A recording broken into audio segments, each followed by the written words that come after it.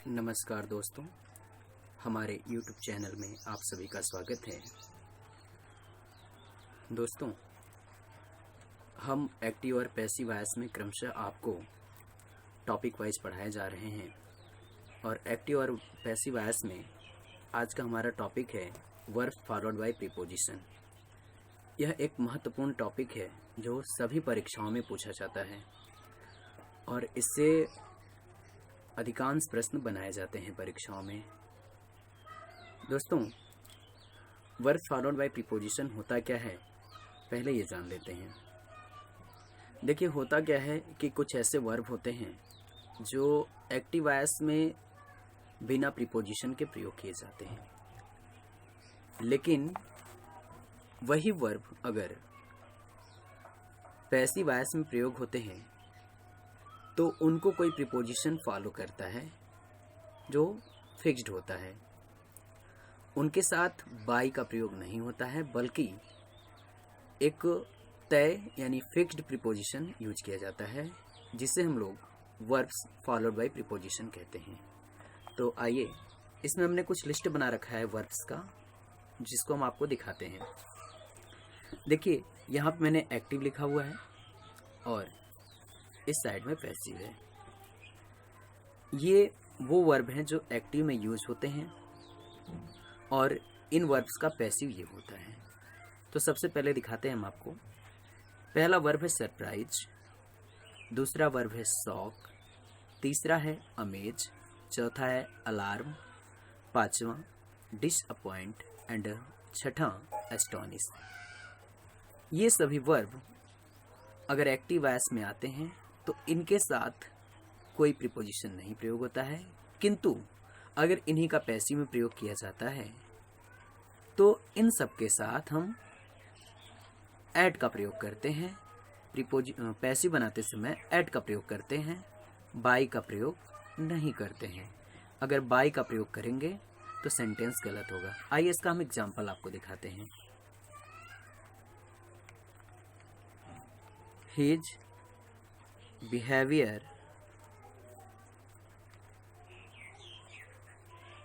shocked me. His behavior shocked me. उसके व्यवहार ने मुझे झटका दिया। यह एक्टिव वॉइस है, यह एक्टिव वॉइस है। इस सेंटेंस में वर्ब आया है shocked और ऑब्जेक्ट है me। जब पैसिव चेंज करेंगे तो me का सब्जेक्ट हो जाएगा I और शॉक्ड पास्ट इंडेफिनिट टेंस की क्रिया है, इसलिए पैसिव बनाते समय ये वाज शॉक्ड होगा। I was shocked. अब प्रॉब्लम ये आती है कि आगे बाय लगाएं या एट लगाएं। तो कन्फर्म रूप से शॉक आया है तो निस्संदेह आप एट का प्रयोग करिए, एट हिज बिहेवियर। अगर आपने इस ऐड की जगह बाय का प्रयोग किया तो सेंटेंस रॉन्ग होगा, बट एग्जामिनेशंस में ऐड की जगह बाय का ही प्रयोग होता है, जो प्रायः कॉमन एरर में पूछा जाता है। या एक्टिव और पैसिव वॉइस में जब एक्टिव वॉइस देकर उसके पैसिव के रूप में 4 ऑप्शंस दिए जाते हैं तो उसमें एक में बाय भी रहता है। जो बच्चे बाय वाला चुन लेते हैं उनका आंसर गलत हो जाता है। तो आपको कौन सा चुनना है? एट वाला। शॉक्ड के साथ एट होगा, अमेज्ड के साथ ऐट होगा, अलार्म्ड के साथ ऐट होगा, डिसअपॉइंटेड के साथ ऐट होगा, एस्टोनिश्ड के साथ ऐट होगा। तो इसका मैं आपको एक एग्जांपल दिया हूं और कुछ अन्य क्रियाएं हैं, आइए मैं आपको दिखाता हूं। ये क्रियाएं हैं मैरी, नो और ओब्लाइज। जब इन क्रियाओं को एक्टिव में प्रयोग किया जाता है तो इनके साथ कोई प्रीपोजिशन नहीं होता है। जैसे हम एक एग्जांपल लेते हैं, एक सिंपल सा एग्जांपल लेते हैं, आई नो यू। देखिए, इसमें कोई भी प्रीपोजिशन नहीं आया है, लेकिन जब इन क्रियाओं का पैसिव बनाते हैं तो इन सभी के साथ हम लोग टू का प्रयोग करते हैं। टू का यूज करेंगे, बाय का यूज नहीं होगा। अगर बाय हो जाएगा तो गलत हो जाएगा। इस एक्टिव एग्जाम्पल का मैं आपको दिखाता हूँ पैसिव।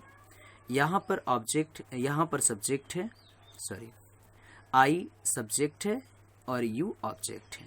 अगर यू को सब्जेक्ट बनाया जाएगा तो हम लिखेंगे यू। अब नो प्रेजेंट इंडेफिनिट टेंस की क्रिया है जिसका पैसिव बनाते समय हम आर और वर्ब का थर्ड फॉर्म प्रयोग करते हैं, are known. Are known, know का हो गया आर नोन। अब यहाँ पे अगर हम बाई मी लिखते हैं तो यह गलत होगा, यानी ये इनकरेक्ट हो जाएगा, ये इनकरेक्ट हो जाएगा। तो हमें इसका करेक्ट लिखना है और इसका करेक्ट पैसिव बनेगा you are known to me, ये इसका करेक्ट पैसिव होगा। तो आप याद रखिएगा, मैरी हो, नो हो या ऑब्लाइज हो, जब इनका पैसिव बनाएंगे तो इनके साथ प्रीपोजिशन टू का यूज करना है, बाई का यूज नहीं करना है। कुछ अन्य क्रियाएं भी हैं, आइए देखते हैं। यह है प्लीज। यहाँ प्लीज का अर्थ कृपया नहीं है, बल्कि प्लीज का अर्थ है खुश करना। डिस्गस्ट, इम्प्रेस और चार्म, इन चारों वर्ब को अगर एक्टिव में प्रयोग किया जाता है तो इनके साथ कोई प्रीपोजिशन प्रयोग नहीं होता है, किंतु अगर इन्हीं का पैसिव में प्रयोग किया जाता है तो इनके साथ हम प्रीपोजिशन विद का प्रयोग करते हैं, बाई का नहीं, बाई का नहीं, विद का प्रयोग करते हैं। एग्जाम्पल देखते हैं इसका। I pleased my parents. I pleased my parents, मैंने मेरे माता पिता को खुश किया, ये एक्टिव वॉइस है। जब इसका पैसिव चेंज करेंगे तो पैसिव बनाते समय माई पेरेंट्स जो कि ऑब्जेक्ट है ये सब्जेक्ट हो जाएगा, तो हो जाएगा my parents, my parents. Pleased past indefinite tense है तो ये हो जाएगा were pleased, my parents were pleased. अब यहाँ पे बाई मी नहीं करना है बल्कि आपको विथ मी करना है, विथ मी। ध्यान रहे, प्लीज्ड के साथ विथ लगाना है, डिस्गस्ट के साथ विथ लगाना है, इम्प्रेस्ड के साथ विथ लगाना है, चार्म्ड के साथ विथ लगाना है, बाई नहीं। एक और हम आपको रूल दिखाते हैं। यहाँ पर आपके सामने कुछ वर्ब हैं, इंटरेस्ट, कंसिस्ट, अब्जॉर्ब और कंटेन। इनको भी अगर एक्टिव वॉइस में यूज करते हैं तो कोई प्रीपोजिशन यूज नहीं करेंगे। एक एग्जांपल देके मैं आपको दिखाता हूँ। दोस्तों, आपको याद होगा एक मूवी आई थी 3 इडियट्स, तो उसी पर एक एग्जांपल लेता हूँ। 3 इडियट्स इंटरेस्ट्स मी। 3 इडियट्स मुझे रुचि देता है, मुझे आनंद देता है। दोस्तों, यहाँ एक्टिव वॉइस में इंटरेस्ट के साथ कोई प्रीपोजिशन नहीं, यहाँ पे नो प्रीपोजिशन है। किंतु जब इसका पैसिव बनाएंगे तो इंटरेस्ट का इंटरेस्टेड, कंसिस्ट का कंसिस्टेड, अब्जॉर्ब का एब्जॉर्ब्ड और कंटेन का कंटेंट करेंगे और इनके साथ जो प्रीपोजिशन लगेगा वो इन होगा। इनके साथ जो प्रीपोजिशन लगेगा वो इन होगा, वो प्रीपोजिशन बाई नहीं होगा। इसको ध्यान में रखिएगा आप लोग। तो मी का सब्जेक्ट हो जाएगा आई, इंटरेस्ट प्रेजेंट इंडेफिनिट टेंस है इसलिए एम इंटरेस्टेड होगा। I am interested in 3 idiots. I am interested in 3 idiots.